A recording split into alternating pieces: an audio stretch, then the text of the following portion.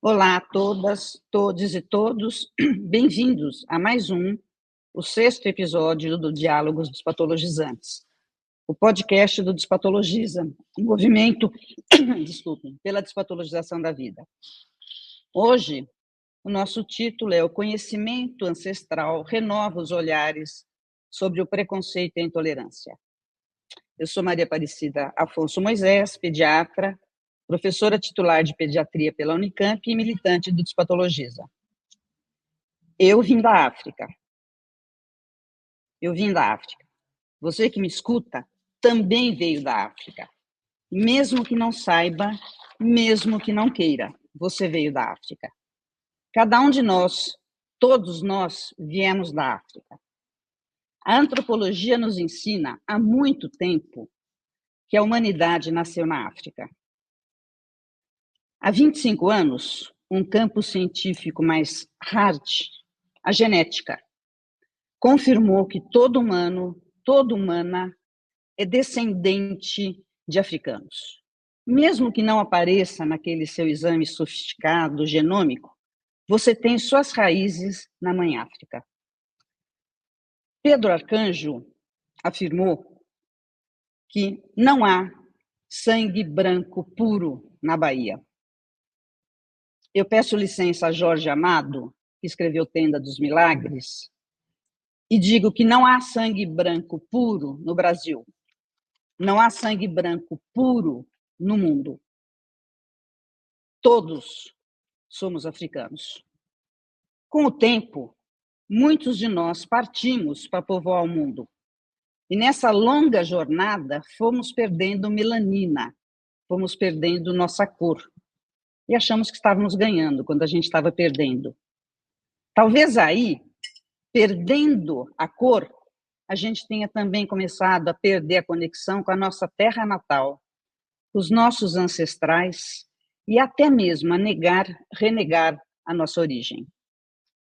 Será que a falta de melanina, a perda da nossa cor, abriu espaço para a nossa soberba?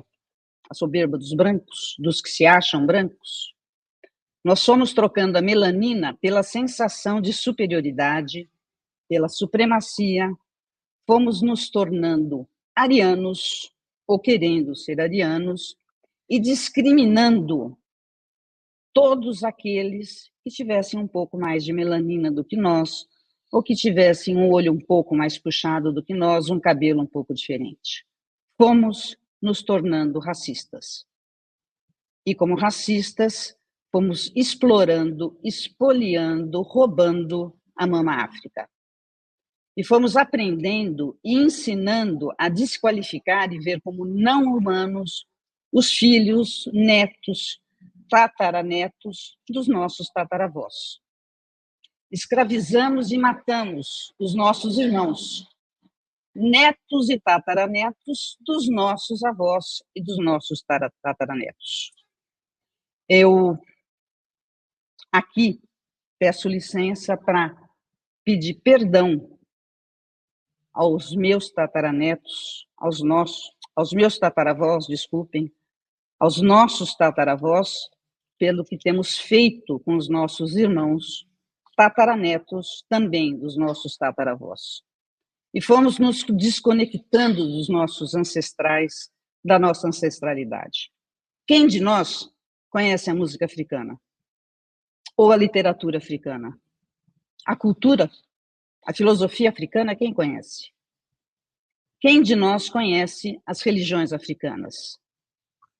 Aprendemos e ensinamos a negar e até odiar tudo aquilo que vem da Mama África, especialmente o campo religioso. Sempre tudo em nome de Deus. E assim fomos avançando no nosso ódio em nome de Deus contra todas as religiões, todas as pigmentações diferentes da nossa. Todas as religiões, ou pelo menos a maior parte das religiões, em algum momento foi atacada e vem sendo atacada. Mas a gente deve reconhecer que as religiões de matriz africana têm sido o alvo constante, o alvo preferencial. É por isso que nós, do Despato, resolvemos começar por aqui. E é um ódio tão grande que ultrapassa a barreira da presença ou ausência de melanina. E atinge também os que perderam a cor, mas professam sua fé em religiões de matriz africana. Em meu nome e em nome do Despato, eu agradeço a generosidade de Cristiane Gargantini em vir conversar conosco sobre tudo isso. Cristiane também perdeu muito da sua melanina, mas conseguiu se reconectar com a sua ancestralidade, com os conhecimentos ancestrais.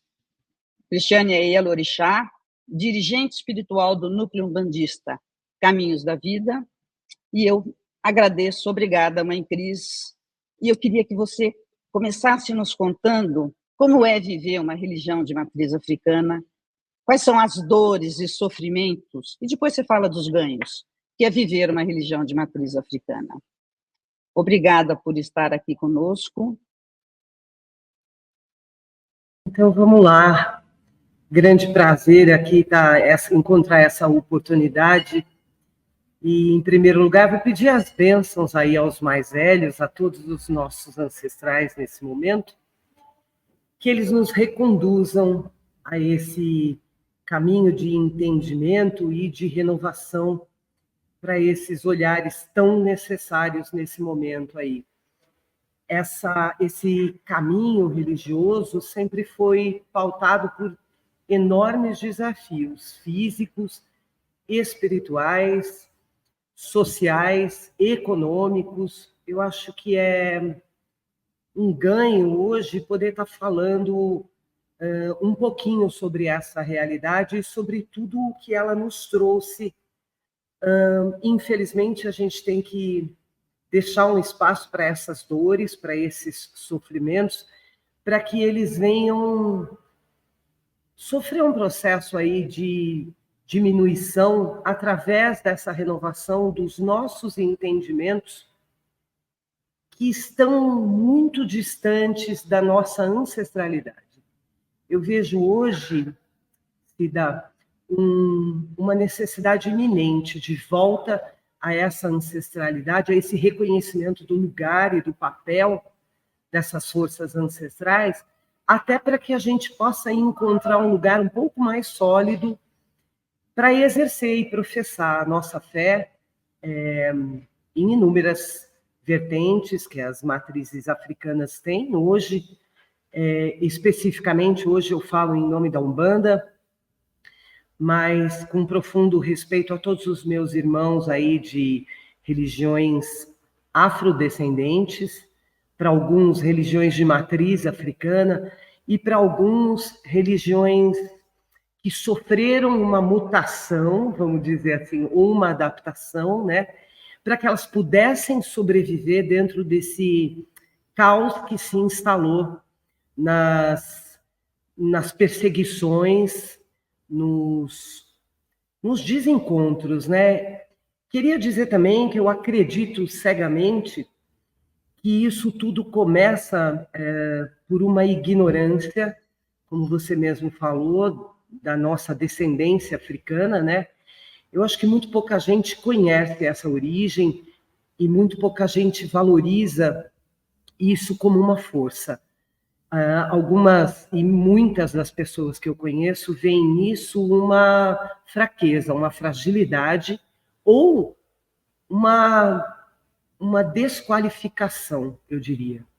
Eu não tenho nenhuma dúvida que isso é um conhecimento ancestral que nos fortaleceria e traria para todos nós elementos profundamente curadores para as nossas almas, para as nossas energias, para os nossos ancestrais e, por fim, para todo esse exercício aí religioso que a gente vem tentando, de alguma maneira, fazer. Eu, hoje, depois de 28 anos de trabalho dentro dessas religiões, eu me sinto profundamente grata por essa oportunidade aqui hoje, ainda que nós tenhamos que falar de dores, né?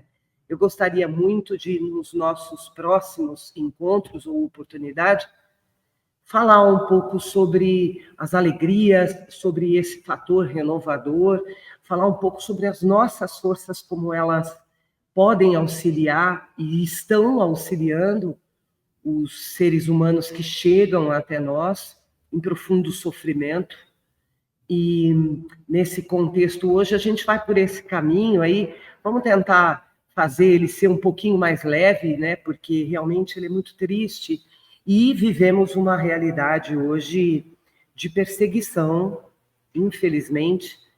Não há muito que a gente possa falar diferente disso. Eu acho que estamos aí carregados de um preconceito religioso e que também tem aí um componente de preconceito racial. Então, é uma bomba relógio essa junção aí de preconceito religioso com preconceito racial. Eu não sou preta, obviamente, que vocês estão vendo, mas a nível de preconceito religioso, eu sofri todos os tipos de preconceito que vocês possam imaginar.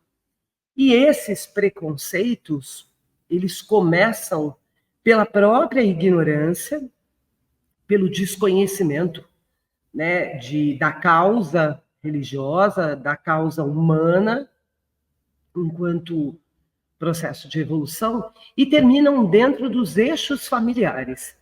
Por incrível que pareça, isso é real, a gente tem que olhar essas realidades com muita seriedade e realidade, limpando um pouquinho aí as fantasias e as hipocrisias, porque elas acontecem dentro de todos os sistemas familiares, onde, infelizmente, também, nós não somos aceitos.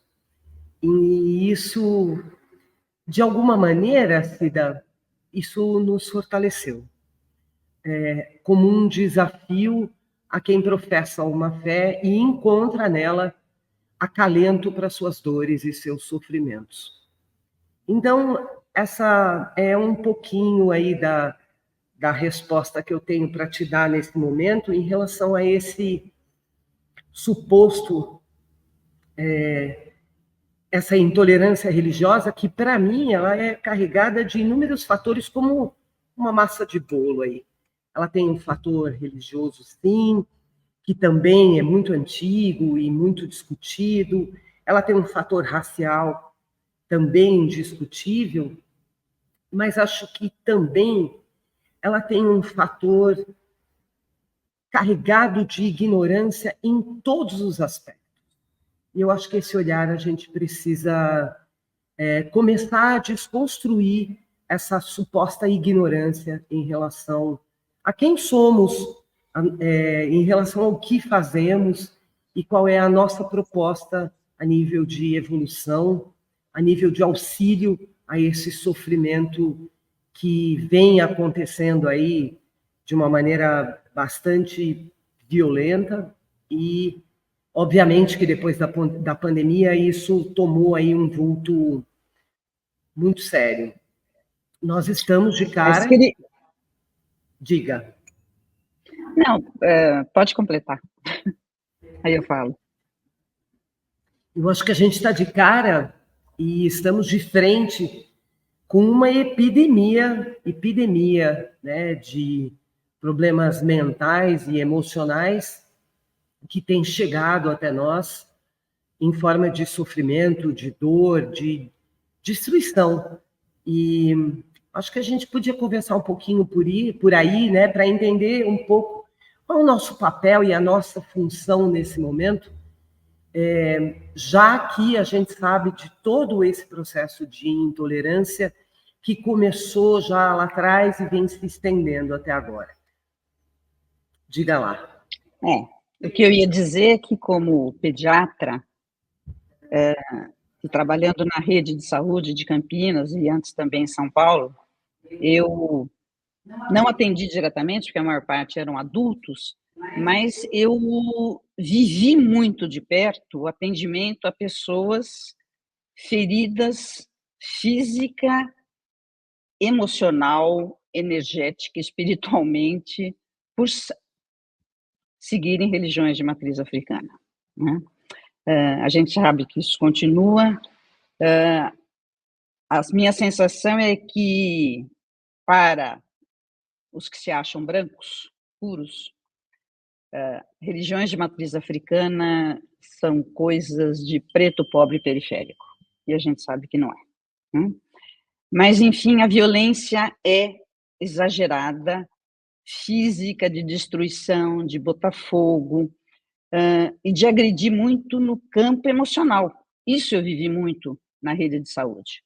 Pessoas que chegavam muito abaladas por terem medo, não quererem continuar seguindo as suas fés, mas terem medo. Né? Então, a gente não pode deixar de falar isso. Eu entendo que a proposta é a gente avançar para os ganhos, mas a gente não pode deixar de falar que num país fascista, que continua escravizando e matando os nossos irmãos com mais melanina, né? A violência contra terreiros de Umbanda e Candomblé e seus seguidores continua muito forte, né? E sem muita ação para refriar. Mas, vamos falar dos ganhos, né? Você falou das pessoas que chegam para ser atendidas e você falou da ancestralidade. Eu lembrei que no primeiro episódio dos diálogos, o Paulo Amarante falou em como muitos pesquisadores e profissionais do campo da saúde mental estão tentando recuperar essa conexão com a ancestralidade, como um dos meios de constituir a saúde mental, de recuperar a saúde mental. Né? E você disse que nos terreiros acontece isso também. Eu queria que você falasse um pouco sobre isso, como é isso e como é que é essa sabedoria ancestral, como é que ela auxilia? Essas forças ancestrais, para nós, todos, elas são a nossa base de fortalecimento, de estrutura histórica, elas são parte integrante, como uma raiz de árvore que vem a dar bons frutos. A partir do momento que nós nos desconectamos dessas forças, por N motivos e por N situações que foram acontecendo, sim, nós fomos perdendo histórias, nós fomos perdendo conhecimentos, nós fomos perdendo situações e oportunidades de cura, nós fomos nos desligando de histórias que poderiam trazer, de alguma maneira, no mínimo, acalento para os nossos corações. Na medida que nós fomos chamados a esse reencontro, porque nós fomos chamados, sim, a esse reencontro com essas forças ancestrais, eu hoje vejo que nós encontramos força, inclusive física, né? Isso começa de uma história, das nossas próprias histórias, quem fomos, o que isso aconteceu, quais foram as dores, os sofrimentos, quais foram os entendimentos, quais eram as magias desses povos, de que maneira eles sobreviviam de maneira mais simples, natural, eficiente e saudável de alguma maneira. E esse resgate traz, sim, N oportunidades para todos nós. Obviamente que algumas pessoas demoram um certo tempo para entender o que são essas forças ancestrais. Mas eu também acho que ela é um trabalho de busca de autoconhecimento e que só vem a colaborar e só vem a posicionar melhor esses seres que estão em sofrimento, porque a partir do momento que você reconstrói a sua própria história, e a partir do momento que você renova esses entendimentos, você se fortalece. É como se você encontrasse as suas verdadeiras raízes e de lá saíssem os melhores alimentos, os melhores entendimentos, os melhores saberes para esses tempos tão desafiadores que a gente está vivendo. Eu não acredito que essa história começou recentemente.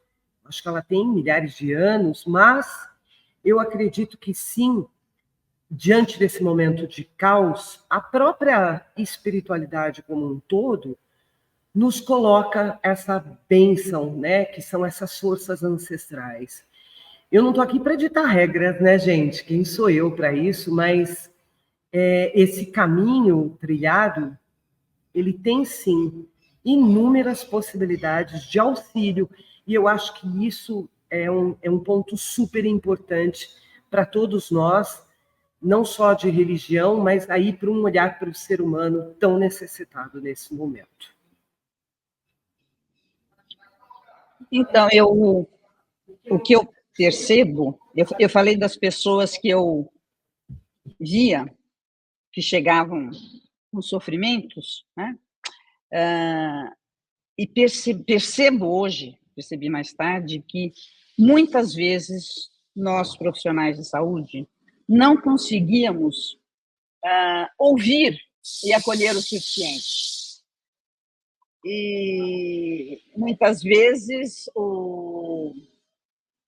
essas pessoas, ao invés de serem acolhidas e amparadas pela rede de saúde, eu vou dar uma pausa porque está um barulho muito grande. Daqui a pouco a gente volta. Mas nós precisamos interromper a gravação porque aconteceu uma série de barulhos aqui na casa do lado, então a gente interrompeu, mas estamos de volta. Cris, eu estava te falando de voltando às minhas experiências, às minhas vivências de atendimento na rede de saúde, e quando eu vi essas pessoas chegarem em sofrimento físico e principalmente sofrimento psíquico. E uma das coisas que, com o tempo, eu fui aprendendo e começou a me incomodar muito é como nós, profissionais de saúde, somos mal formados. Como a gente não aprende a acolher, valorizar e respeitar o sofrimento dos outros. E principalmente a acolher e apoiar. Né? Acho que não tenho certeza, a má formação dos profissionais, especialmente de médicos e psicólogos, no campo psíquico, falando, é uma das raízes dos processos de patologização. Né?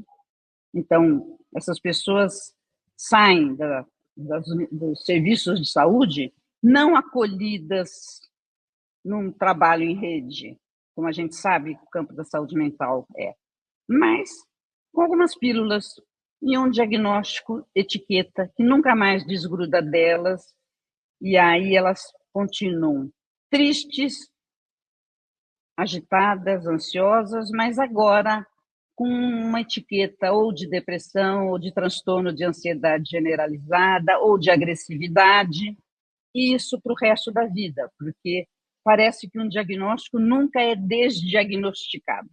Né?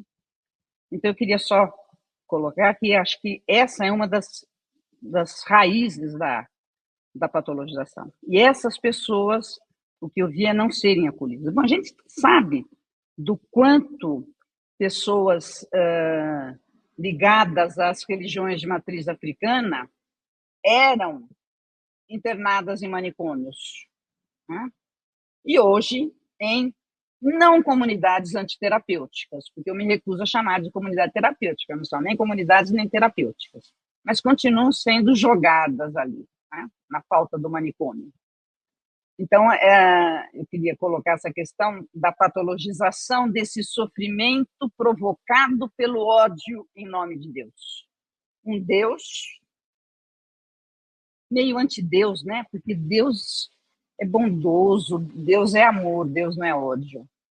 Mas eu queria falar isso, mas eu queria que você falasse do trabalho que você faz e outros terreiros fazem nesse acolhimento. E eu já queria dizer o seguinte, hoje, no campo da saúde mental, a gente sabe que o trabalho é feito em rede, né? Tanto que chama Rede de Apoio Psicossocial, a RAPS. A gente só consegue acolher as pessoas se a gente constitui redes de apoio, e se a gente consegue construir para essa pessoa que está precisando uma rede de apoio, que a sustente, a ajude a enfrentar as dores da vida, porque muitas vezes a vida é muito dolorida. Né? Eu sei que o pouco que a gente sabe da tradição e da cultura africana e indígena, a gente sabe que eles trabalham em rede. As aldeias africanas e as aldeias indígenas se constituem como redes, né? Todos são acolhidos nessa rede. Isso também acontece nos terreiros? Você sabe que... Começa de novo, Cris. Vamos lá, acontece sim. Eu acho que, em se tratando de papel e de função, acho que uma das nossas melhores participações é dentro dessa rede, sim. Eu até vou me atrever a falar um pouquinho de preconceito, porque eu acho que ele é um fator que interfere negativamente nessa rede, no acontecimento, na montagem dessa engrenagem que a gente pode chamar de rede. Parte dos terreiros hoje que estão nesse trabalho de reconexão com a ancestralidade, com as suas forças, com suas raízes, eles fazem esse acolhimento esclarecendo sobre isso, trazendo esse processo de autoconhecimento e acolhendo essas dores, que são legítimas, né? Isso é indiscutível, e partilhando com vocês todos, né? Médicos, terapeutas e tudo mais, as responsabilidades e os papéis. Porque, de maneira alguma, eu acho inteligente que um negligencie as capacidades e as funções dos outros. Eu acho que essa ideia que você coloca de rede, muito inteligente, por sinal, ela fica muito bem desenhada para todos nós, porque cada um consegue se enxergar e consegue olhar o seu papel nessa reconstrução, nessa renovação aí. E entendo sim, que esse preconceito corta parte dessa costura da rede, né? Eu entendo que a ignorância também corta essa costura da rede, ou faz buracos nessa rede, e acho que está na hora da gente olhar, acho extremamente importante a gente olhar esse sistema, como ele poderia, não sei se é muita utopia da minha parte, ou muita ilusão, né? Querer reconstruir essa ideia de que nós podemos fazer parte de um todo, cada um com suas capacidades, habilidades, cada um com as suas competências, né? E aí eu também tenho que entrar um pouquinho no campo da mediunidade, porque eu sou da época que mediunidade era tratada como esquizofrenia. Isso era muito sério. Eu assisti muita gente ser tratada como esquizofrênico. Eu assisti muita gente ser internada em locais de tratamento de uma maneira extremamente agressiva e cruel até, mas isso era comum. Então, eu também acho que a gente passou por um processo aí de entender e olhar um pouco... Desculpa, Cris, desculpa. Manicômios não eram locais de tratamento. Eram locais de segregação. Tira da minha vista para que não me incomode. É verdade. Como se fazia com os leprosos, se faz também com os que incomodam. Vai para o manicômio ou para a comunidade terapêutica. Pois é, mas era o que existia, isso era real. Não tem como a gente negar isso, né? Isso era real. Cuidar da mediunidade era um dogma, né? Cuidar da mediunidade enquanto dom, enquanto capacidade, era tido como uma doença mental. Então, isso aconteceu muito. A gente tem esse registro na história. Eu concordo plenamente com você, mas acho que nós estamos hoje num lugar e num papel aberto para desconstruir essas instituições, né, e trazer novas realidades como opção de tratamento. Esse sistema de rede de apoio, rede de tratamento, multidisciplinar, enfim, sejam lá os nomes, né, que a gente possa dar a essas tarefas aí, elas têm que ser um pouco mais humanas, acolher o ser humano com essas dores. Elas são de inúmeras origens, né, para cada um, para o entendimento de cada um de nós. Só o que eu acho que não cabe hoje mais é preconceito, intolerância, ignorância e principalmente dogma. Isso eu acho que não cabe mais. Nós estamos no ano de 2024, com muita coisa acontecendo no planeta, a nível de informação. Então, o que nos esbarra, né? O que nos impede de montar essa rede tão saudável, tão curadora, ou pelo menos numa participação nesse campo, né, do sofrimento e do acolhimento que pertence a cada um de nós. Eu volto lá atrás, quando você fala de que nós somos de origem africana, e essa origem africana, ela trouxe, através de cada um de nós, dons que não podem mais ser negados ou desprezados ou tratados como doença, porque isso não é real. Nós já passamos desse estágio e é hora da gente olhar essas novas construções, né, de rede, de entendimento, de uma maneira um pouco mais evoluída e saudável. Eu conto com mentes brilhantes como a sua, como da Cecília. Eu quero mandar um beijo enorme. Adorei a participação da minha caneca ancestral aqui. E acho que a Cecília hoje, ela fez falta aqui com esse olhar pedagógico que renova, que combate essa ignorância, até um certo ponto. Ela com aquele dom enorme que ela tem de educar, né? Eu acho que vai um pouquinho por essa educação, por essa renovação de olhar. Eu vejo muito essa possibilidade. Estou trabalhando muito em cima disso. Tenho contado com pessoas aí dispostas a remontar essas redes, né? A se colocar cada uma no seu papel com um profundo respeito a cada uma das capacidades. Acabei de falar das capacidades da Cecília, das suas, de inúmeras outras pessoas aí que vão nos assistir, e me coloco aí à disposição para estar traduzindo, vamos dizer assim, o papel das religiões de matriz africana nesse momento, nesse contexto, e principalmente nessa função. Se nós tivéssemos cada um plantando aí um olhar de respeito a essas funções ancestrais, a gente estava num momento melhor, né? É isso. Tem uma expressão que eu uso muito em situações complicadas, como agora, e muitas outras vezes, que a gente precisa nos aquilombarmos, construir quilombos.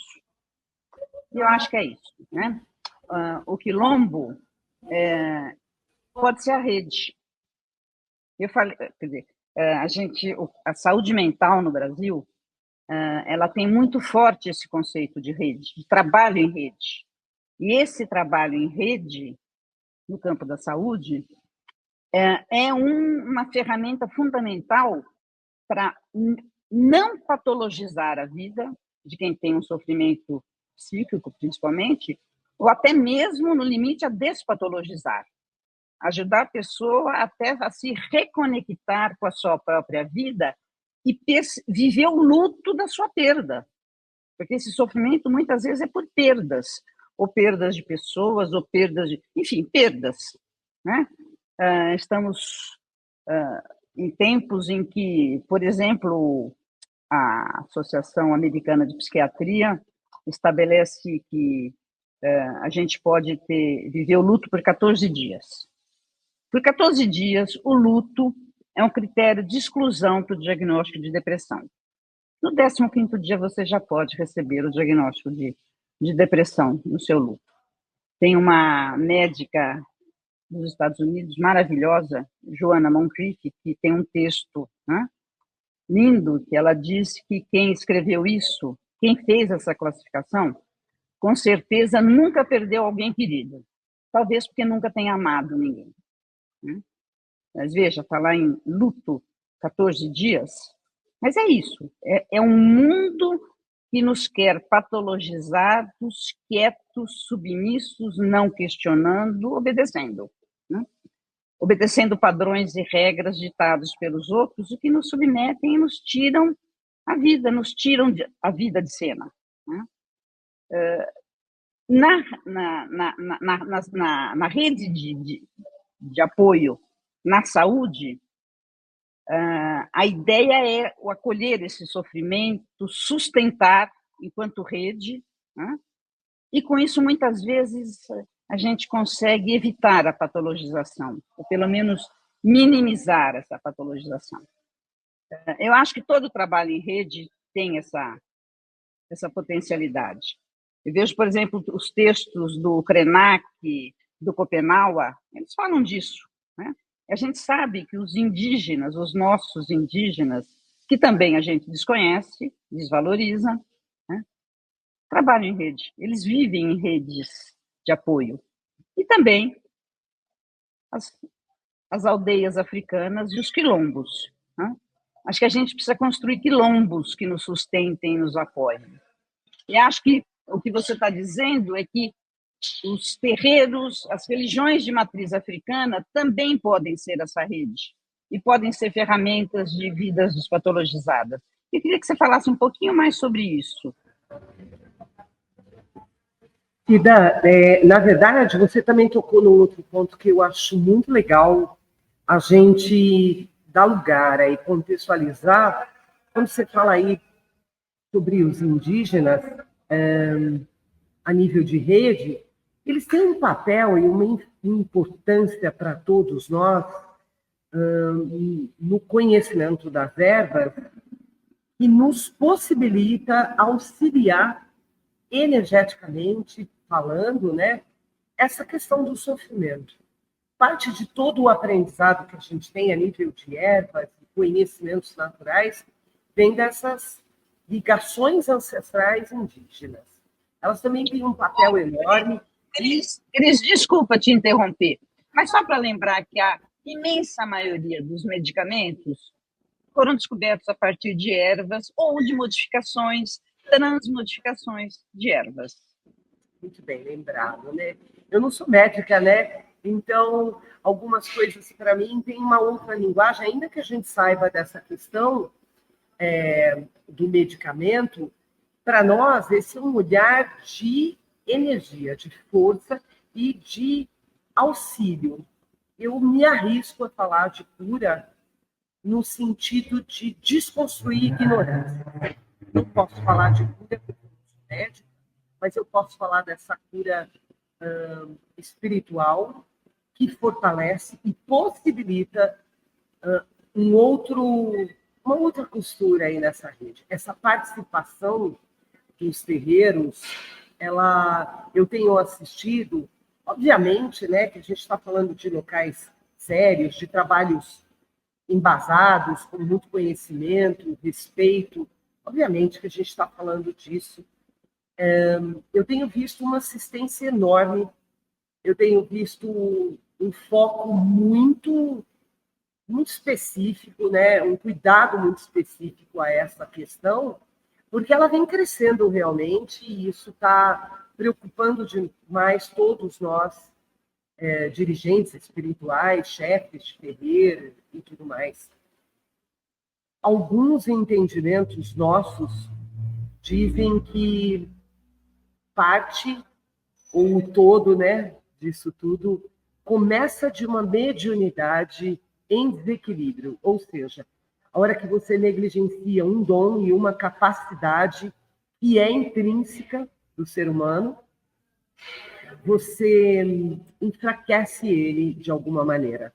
Você tira essa força ancestral, que a mediunidade ela tem um componente hereditário, e nessa hereditariedade aí, a gente tira, né, através dessa medicalização, a gente tira, anestesia as forças, os entendimentos coerentes, através do não cuidado da mediunidade, a gente enfraquece o ser humano, e aí é um quadro caótico que a gente encontra pessoas com situações que você diz assim, minha Nossa Senhora, por onde que a gente vai começar, né? O papel dos terreiros não é negligenciar nenhuma equipe médica, nenhum cuidado médico, nenhuma prescrição médica. Isso não é papel de terreiro, muito menos de dirigente espiritual, tá? O nosso papel é outro.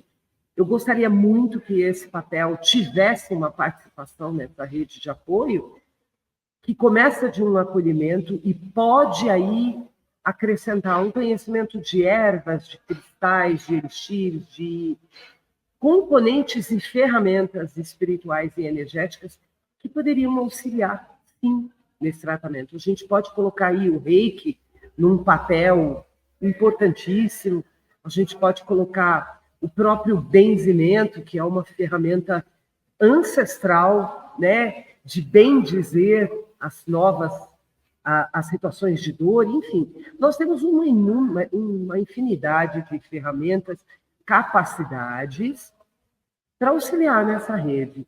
E gostaria muito que essa rede fosse colocada, o nosso lugarzinho de costura ali, né, de emenda dessa rede, não estivesse com um buraco.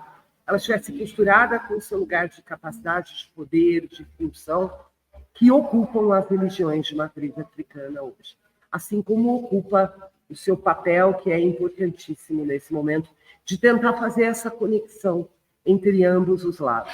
Sabemos também, né, da dificuldade do campo científico em nos olhar como possibilidade, né, em nos aceitar enquanto força, mas eu acho que isso é um trabalho que vocês estão fazendo muito legal, de desconstruir esses preconceitos e essas ignorâncias que acontecem na maioria das vezes, sim. Eu não posso generalizar os médicos, assim como os médicos não podem generalizar. Acho que o ser humano é único, ele merece um olhar mega cauteloso, muito profundo, muito respeitoso às suas condições de saúde física, mental e espiritual, sim.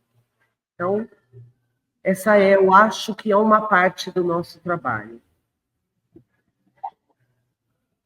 Cris, eu vou colocar duas questões bem para provocar mesmo, tá? Acho que nem tanto você, mas os nossos ouvintes. Né? Você fala em campos energéticos, né? Provocando doenças. A medicina, embora nem todos os médicos sejam formados para perceber isso, mas a medicina reconhece que uma quantidade absurda de doenças reais, tem origem emocional. O campo do psicossomático é enorme e a gente não chegou ainda perto da borda do fim dele. Né? A gente sabe, por exemplo, que uma alteração emocional tem consequências no sistema imunológico absurdo. Doenças imunológicas têm um componente emocional, fator desencadeante ou fator causal. Várias outras doenças, isso é mais do que comprovado. O outro, isso eu estou falando porque eu acho que talvez com linguagens diferentes, com conceitos diferentes, se esteja falando a mesma coisa. E se existe uma disponibilidade para um diálogo, a gente chega lá, para esse diálogo e até para ter uma rede maior. E aí, eu queria colocar uma questão que é o grande desafio que a física quântica coloca para a gente. Né? Quando a física quântica nos ensina, por exemplo, que este celular sólido, na verdade, é feita de espaços vazios, porque os átomos são espaços enormes vazios. Se a gente pensasse, por exemplo, que o núcleo de um átomo é uma laranja, os elétrons estariam a quilômetros de distância. E nestes quilômetros de distância não tem nada, é vácuo. E quando se junta átomos, molécula e molécula, fica uma coisa que parece ser sólida, mas que está em constante movimento. Então, isso aqui que eu segurei, podem achar que eu estou ficando louca, mas eu não estou, né? Basta lerem os livros de física quântica, eu troco átomos com isso aqui. Eu troco átomos com o tecido da minha roupa. Eu troco átomos com isso aqui. Nós estamos trocando átomos constantemente com tudo. Nós estamos em permanente desconstrução e reconstrução. E isso ajuda a entender, por exemplo, por que quando se pensa num laboratório com tudo altamente controlado, né, muitas vezes que se esquece que só o fato de entrar uma pessoa muda esse ambiente e tudo muda. Porque muda a energia atômica, eu estou falando. Modifica a troca de átomos entre tudo. E isso modifica o resultado, por exemplo, dos instrumentos de física, né? Não é por acaso que se diz que quando uma borboleta bate asas, ela pode provocar um terremoto. É isso mesmo. Isso não é piada, isso não é... É verdade. Na verdade, é a mais hard das ciências, que a física, é aquela que nos desmonta aqueles que achamos que somos cientistas objetivos e neutros. A física nos mostra que não existe objetividade nem neutralidade, e que a energia é algo que existe e nos rodeia, e a gente está trocando energia com tudo que a gente troca átomos. Eu estou provocando mesmo, tá? Agora você pode falar. Todinho seu. Todinho meu, olha só, se dá. Eu acho que a gente deve estar falando a mesma coisa, e eu acredito que outras pessoas estão comungando aí do mesmo raciocínio, apenas com linguagens diferentes. Quando você fala de uma contaminação no laboratório, eu posso falar com propriedade de contaminação dentro de uma casa de axé, por exemplo. Isso é real, também é real, né? Existem pessoas que contaminam a energia das outras, né? O entendimento mais profundo disso, eu acho que não cabe nesse momento, mas esse comparativo é extremamente interessante. Mesmo quem não acredita, bota uma ruda, né, em casa. E uma espada de São Jorge, né? É verdade, porque afinal de contas, né, dizem que mal não faz. Então, o certo pelo duvidoso, a gente põe um galinho de arruda atrás da orelha aí para não pegar o tal do quebranto, mal olhado e tudo mais. Esse entendimento sobre essa troca energética, ele também precisa ser humanizado. Eu vejo acontecer isso dentro do terreiro na medida que nós lidamos com seres humanos com um profundo processo de contaminação que, para nós, tem um entendimento e um olhar e uma possibilidade de renovação, e para o campo da medicina, obviamente, que tem outro olhar e entendimento. E, para mim, está tudo bem cada macaco no seu galho. A minha grande questão, e o que eu gostaria de estar aprofundando, é na possibilidade da gente fazer, cada um de nós, a sua melhor parte pelo ser humano. Então, já que um galho de arruda não faz mal a ninguém e todo mundo pula 7 ondinhas e põe galho de arruda, né? Por que não se abrir a esse conhecimento ancestral que traz tanta força aí, tão proclamado por todos que já participaram disso? Mais uma vez, eu acho que nós esbarramos no fator não conhecimento de causa e nesse preconceito de possibilidades. Ou seja, a maior parte, tá? Eu falo isso de boca cheia, a maior parte dos dirigentes não estão abertos a processos de mudança, isso é real, assim como a maior parte dos médicos também não está. Então, criou-se um impasse a nível de tratamento e de ampliar essas possibilidades. Acho que agora o nosso diálogo pode chegar aí num denominador comum, é assim, existem sim dirigentes e alorixás, babalorixás, abertos a essa possibilidade, ainda que com linguagens diferentes, olhando essas funções olhando o papel de cada um de nós, desqualificando essas histórias do olho puxado, da cor da pele, e olhando o ser humano por dentro, olhando esses sentimentos, essas dores, esses dons que o ser humano está apresentando. A gente está vendo aí chegarem crianças com múltiplas habilidades e capacidades que precisam ser olhadas com múltiplas capacidades e habilidades. Então, eu acho que esse é um momento novo, sim, muito delicado, eu entendo tudo isso, mas acho que a gente pode trazer essa simplicidade ancestral que permitia que se aflorassem dons, que se lidasse com a terra com mais respeito, aí já vamos para uma discussão ecológica, claro, né? Enfim, interligar tudo isso como uma verdadeira rede de apoio, como ela deveria ser. Então, essa é uma outra possibilidade aí que a gente vem pedindo um espaço e principalmente uma possibilidade de ser ouvido, né? A hora que a gente desconstrói essa imagem e nos olha, cada um de nós, como seres humanos, com capacidades e habilidades enormes, e principalmente possibilidades de evolução e cura em todos os sentidos, e cada um com as suas capacidades. Vamos lembrar que cura é uma palavra super abrangente, né? Vamos lembrar que evolução é outra palavra também com milhões de entendimentos.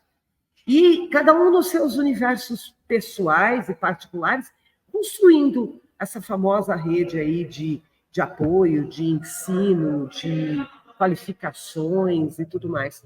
Pode ser que eu seja uma sonhadora aí, mas ainda sonho com essa etapa e com essa proposta aí para o ser humano, ou pelo menos para os meus filhos e netos, né? Então, estamos em tempo de nos renovar, ainda dá. E assim podemos esperançar. Sim. Esperança paulo-freireana. Podemos ter esperanças de construir outros futuros, outros mundos, com crianças despatologizadas, vidas despatologizadas, e principalmente um mundo onde caibam todos os humanos e todas as humanas igualmente, né? Um mundo onde... Eita, tá difícil hoje, né? Mas a gente insiste e vai. Mas construir outros futuros, outros mundos, exatamente para os nossos netos, tataranetos, até aos nossos tataravós, né? E que eles nos abençoem. Eu peço a bênção, aquela bênção que só a avó sabe fazer. A bênção de vó não tem nada parecido, né? E a gente sabe que acalma o coração. A bênção da avó, o colo da avó, da tataravó, então, né? É o que nos acolhe. E eu acho que esse é o desafio, da gente estar construindo essas redes, esses diálogos e nos abrirmos para os conhecimentos no campo religioso, na ancestralidade, e no campo científico. Cada vez mais a ciência está dizendo isso, e a gente ignora. A genética diz que somos todos descendentes de africanos. A genética diz, né? E a gente continua sendo racista, a gente continua se achando superior, a gente continua a explorar quem está do nosso lado, né? Mas eu acho que a gente pode mudar isso, a gente vem mudando. Cada vez que a gente muda um pedacinho, a gente está mudando, né? Acho que o caminho é por aí, se eu estou bem entendendo o que você está conversando com a gente. Você quer falar mais? Quero. Em primeiro lugar, essa sua lembrança de colo de vó chegou até a aquecer o meu coração aqui, chegou até a me dar o cheiro, né? Isso é outra coisa tão importante aí para a gente. A hora que a gente acessa essas forças aí ancestrais, vem aquele cheiro da comida da casa da avó, vem aquele colo, né? Eu tenho uma história muito legal com as minhas avós, eu cheguei a conviver com a minha bisavó, enfim, essas memórias precisam ser resgatadas com força. Essa é a ideia desses conhecimentos ancestrais, desses saberes ancestrais, aquelas comidinhas que elas faziam com tanto carinho, aquilo era carregado de energia, de axé, de cura, de amor, né? Aquela sopinha da avó quando a gente estava triste, com dor de barriga ou com lombriga, né? Aquilo era a coisa mais deliciosa do mundo. Então, acho que essa memória precisa ser resgatada. Ela chega até nós hoje nesse momento de abertura para esses diálogos. Eu tenho certeza que elas adorariam participar dessa história. Eu tenho certeza que dentro das histórias, das capacidades delas, elas gostariam que nós estivéssemos aqui hoje fazendo esse papel, né? E de união, de cura. Muitas e muitas e muitas delas não tiveram nenhuma das oportunidades que nós hoje temos. Então, nós precisamos usufruir disso como uma força também, e somando essas forças aí com essas possibilidades que vocês nos dão, eu tenho certeza que a gente constrói aí histórias melhores e elas vão reverberando e alcançando um número maior de pessoas aí nessa nova proposta. Então, é um pouco disso que eu acho que a gente precisava discutir um pouquinho. Tem inúmeras coisas que a gente pode abrir aí, né, doutora? Mas faz parte aí desse início, dessa nossa jornada de abertura aí, desses conhecimentos ancestrais. Cris, eu já disse que eu não sou doutora. Eu fico doutora quando precisa. Eu sou mais que doutora. Eu sou a Cida. Eu sou a Maria Aparecida. Ó, até que revoltaram. Mas eu queria dizer, só como última provocação, que o título desse podcast fala em intolerância. E eu tenho uma birra particular no termo tolerância e intolerância. Eu acho que ninguém merece precisar ser tolerado. Eu não quero ser tolerada. Eu exijo ser respeitada. E eu acho que é esse mundo onde todos sejam respeitados, onde caibam todos, que a gente está tentando construir. E eu tenho certeza que a gente está caminhando para esse futuro, para esse outro mundo, e podemos, sim, ter a esperança paulo freireana. E queria agradecer muito a você. De novo, pedir a bênção para os nossos tataravós, que eles nos abençoem, né? E agradecer muito e dizer que esse espaço de Despatologiza está aberto para a gente estar sempre conversando e aprofundando esses diálogos. Obrigada, mãe Cris. Então, vamos lá. Eu também quero agradecer muito a essa oportunidade, mais uma vez, aí de estar falando sobre esse tema tão extenso, tão profundo, tão sério, né? Tão cheio de nuances. E pedir aí, mais uma vez, pela força dos nossos ancestrais, que nós estejamos no nosso verdadeiro papel aí de auxílio ao ser humano, com todas as suas capacidades, competências e dons, que nós estejamos abertos a essas novas possibilidades que estão surgindo, que nós estejamos todos os dias desconstruindo preconceitos, sejam eles de raça, de cor, de sexo, sejam quais forem os preconceitos aí, o nosso papel é estar nessa desconstrução também, mas trazendo essa verdade aí humana, esses novos momentos aí que a gente está vivendo. Estou sempre à disposição de vocês. Senti muita falta da Cecília hoje aqui conversando e dando lá aqueles olhares tão especiais sobre a educação humana, né, com todas as suas profundidades. E sempre que eu puder, vou estar aqui trazendo um pouquinho da nossa verdade, do nosso olhar, e agradeço mais uma vez. Muito obrigada aos meus ancestrais. Valeu. Obrigada. Obrigada, Cris. Obrigada. Beijo. Obrigada.